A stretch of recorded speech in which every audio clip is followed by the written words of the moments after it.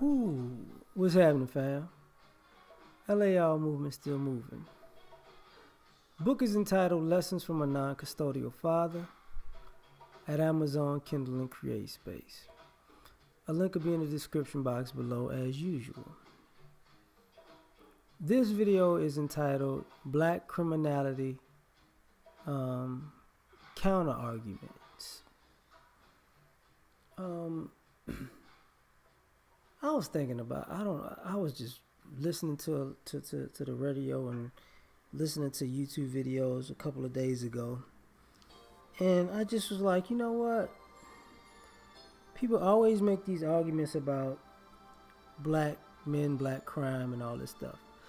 And I hear the classic arguments. I might use some of them in this one, but there are other counter arguments. Some y'all gonna agree with, some y'all gonna disagree with. Well, first and foremost, I get tired of hearing black people commit the most crimes. And it's just like, no, we don't. Well, per capita, black people commit the most crimes. Well, if you want to say that, you can also say per capita, black people disproportionately get exonerated for the most crimes also. So on one end, you count all of the people as criminals, and depending on which year these people get out, you don't count these people as innocent, right? And even if people are accused and go to trial, those people are still looked at as criminals, even if they're found innocent. Look at people like Nate Parker. I mean, I use a celebrity for that, but O.J. Simpson, he killed Nicole.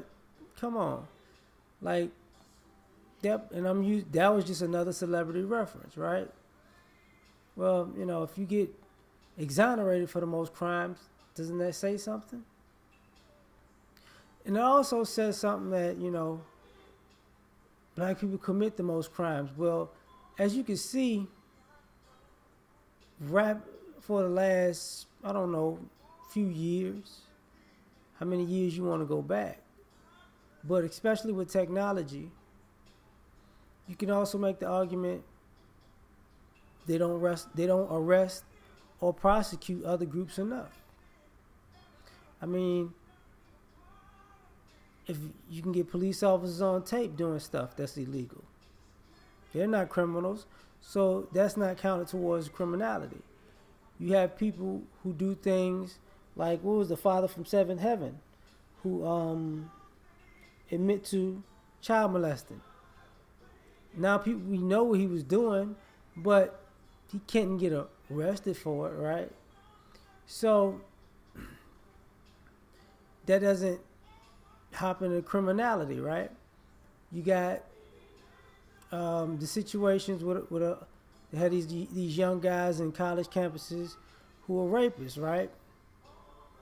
They didn't get, you know, they got probation and whatnot, or slaps on the wrist because you didn't want to mess these guys' lives up. Well, here's the problem. Those people aren't considered criminals either. So you got on one end people considered criminals, people who can be exonerated from crime even after they were found guilty, or people who were found innocent were still looked at as criminals, versus people who rarely get arrested. When they do get arrested, they can get off even if they're guilty. And people, you know, the reverse of being exonerated, they're proven right, like, oh my goodness, you know, i.e. George Zimmerman, right? Very easy, you know. Then you look into his past. You got child molester and fighting police officers, but you know your past isn't brought into question, right?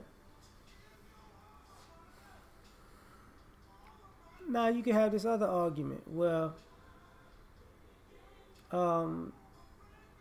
these guys are destroying their communities.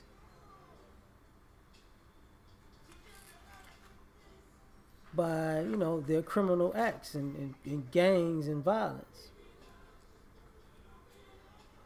You can make the counter argument: are these guys you're talking about destroying their community, or are these non-black guys who they're working for destroying their community?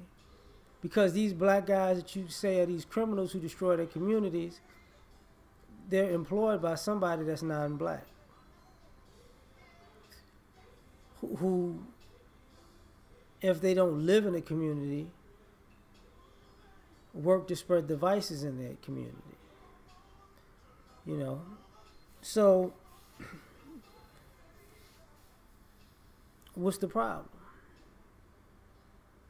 Are these other groups of people who sell drugs in our communities, who bring drugs in our communities, who bring guns in our communities, who sex traffic in our communities, who prostitute and pimp in our communities?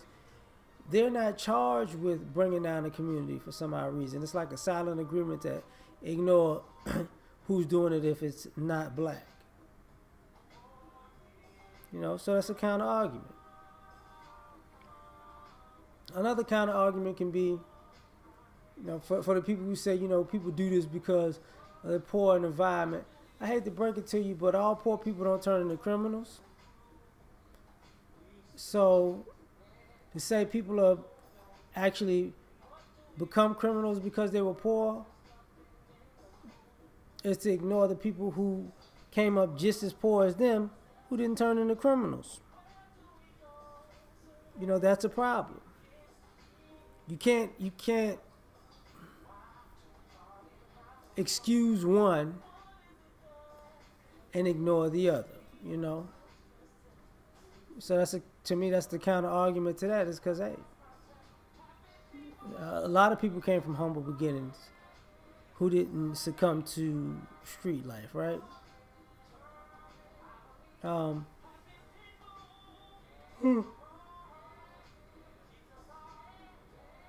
Excuse me. Black people get arrested more. That's because no other group, the counter argument is because no other group ever looks suspicious.